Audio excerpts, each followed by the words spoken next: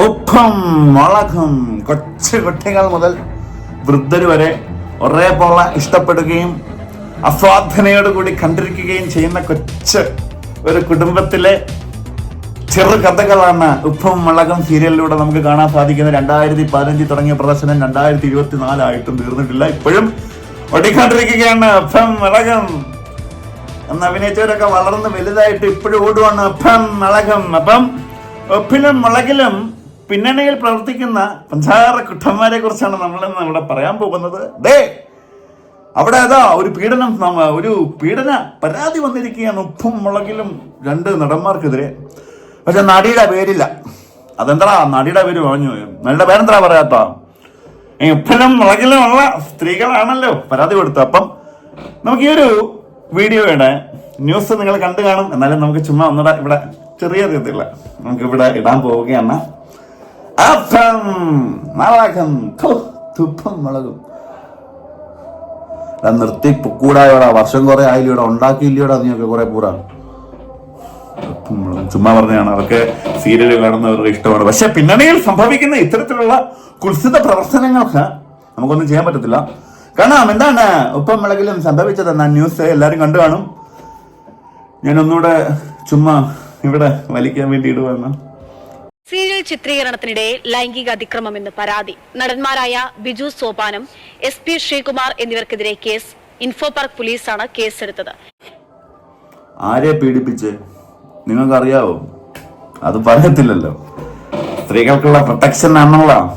ഈ സ്ത്രീകൾക്കുള്ള പ്രൊട്ടക്ഷൻ ഇവർ ഈ പേര് പറയാതിരിക്കുമ്പോൾ ഇവിടെ സംഭവിക്കുന്നത് ഈ ഉപ്പും മുളകിലുള്ള മറ്റു സ്ത്രീകളിലേക്ക് ഇത് ബാധിക്കും. ആരായിരിക്കും പരാതി കൊടുത്തത്? നമ്മളെ കേരളമാണല്ലോ, കത്തുമല്ലോ ഇങ്ങനത്തെ ഒരു പരാതി. അങ്ങനെ സംഭവിക്കുമ്പോൾ നമുക്കിവിടെ കാണാൻ സാധിക്കുന്നത് ഉപ്പിലെയും മുളകിലെയും അഭിനയിക്കുന്ന മറ്റൊരു പെൺകൊച്ചിനെയാണ്. നമുക്ക് ആ ഒരു പെൺകുട്ടിയുടെ വീഡിയോ കാണാം. ഞാൻ ഗൗരി. ഞാൻ എന്താണ് ഇങ്ങനെ ഒരു വീഡിയോ ചെയ്യുന്നതെന്ന് വെച്ച് കഴിഞ്ഞാൽ, ഇന്നലെ ഒരു ന്യൂസ് സ്പ്രെഡ് ആയിട്ടുണ്ടായിരുന്നു. അപ്പോൾ ആ ന്യൂസ് റിലേറ്റ് ചെയ്തിട്ട് എനിക്ക് ഒരുപാട് കോൾസും മെസ്സേജസും ഈവൻ പലയിടത്തും എനിക്കെതിരെ ഹേറ്റ് സ്പ്രെഡ് ആവുന്നുണ്ട്. സോ എനിക്ക് വ്യക്തമായിട്ട് പറയണം, എനിക്കിതുമായിട്ടൊരു യാതൊരു ബന്ധമില്ല.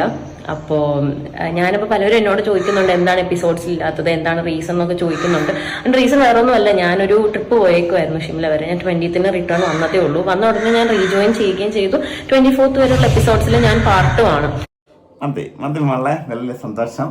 അപ്പൊ ഈ കൊച്ചല്ല പരാതി കൊടുത്ത, അപ്പൊ മറ്റാരെങ്കിലും ആണോ നമ്മളിങ്ങനെ നോക്കിക്കൊണ്ടിരിക്കുകയാണ്. എന്നാൽ ഉപ്പും മുളകിലും ഈ ഒരു സീരിയലിലെ ഒരു വലിയ കഥാപാത്രം, അല്ലെ ഈ ഒരു സീരിയലിലെ ഏറ്റവും പ്രധാനപ്പെട്ട കഥാപാത്രങ്ങളിൽ ഒരാൾ, ആ ഒരാളുടെ വീഡിയോ ഇത് കുറച്ച് നാളുകൾക്ക് മുമ്പ് ഇറങ്ങിയതാ. നമുക്കതൊന്ന് കാണാം. അതായത് പുള്ളി സ്ത്രീകളോട് ചില ആണുങ്ങൾ കാണിക്കുന്ന ചില വൃത്തിയിട്ട ആറ്റിറ്റ്യൂഡുകൾ എൻ്റെ അടുത്ത് കാണിച്ചിട്ടുണ്ട്.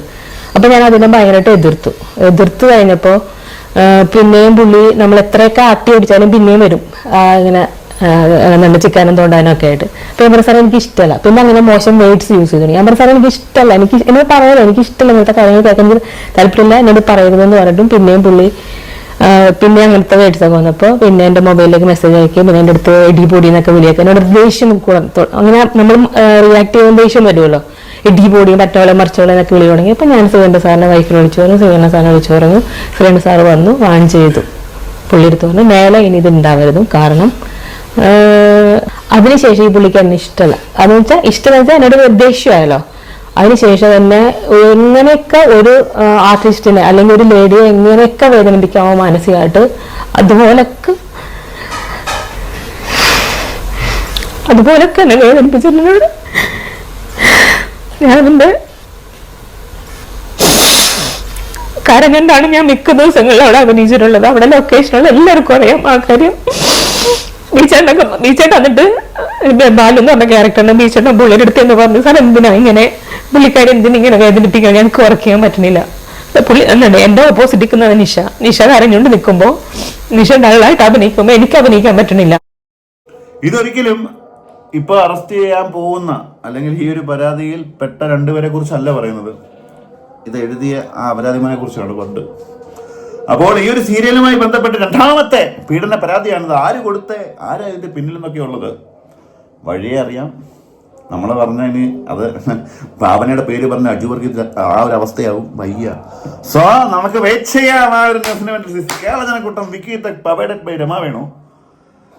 വേറൊരു വഴിയില്ലാത്തോണ്ടാ ഈ സീരിയലിലൊക്കെ അവർക്ക് താല്പര്യമില്ലെങ്കിലും അവരുടെ ഫേസും ഫെയിമും ഇതുവഴി, അല്ലെങ്കിൽ അവർക്ക് വരുന്ന വരുമാനം ഈ ഒരു ഇതുവഴി ആയതുകൊണ്ട് തന്നെ പലപ്പോഴും അവർക്ക് സൈലൻ്റായി നിൽക്കേണ്ടി വരുന്ന ഒരു അവസ്ഥയാണ്.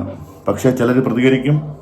അത് അവർക്ക് താങ്ങാൻ കഴിയുന്ന, അല്ലെങ്കിൽ അവരുടെ മാക്സിമം അവർക്ക് പറ്റാത്തതുകൊണ്ടായിരിക്കും പ്രതികരിക്കുന്നത്.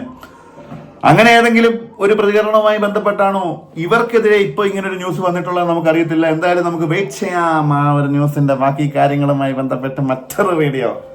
വേറെ ഒന്നും എനിക്ക് ചെയ്യാനില്ല. ഇതൊക്കെയുള്ള ചെയ്യാനായിട്ട് നിങ്ങളെ കാണുക. ഇതൊക്കെ കുറേ ഞാൻ ഉണ്ടാക്കിയതിന് ശേഷം ഇറങ്ങാൻ പറഞ്ഞില്ല.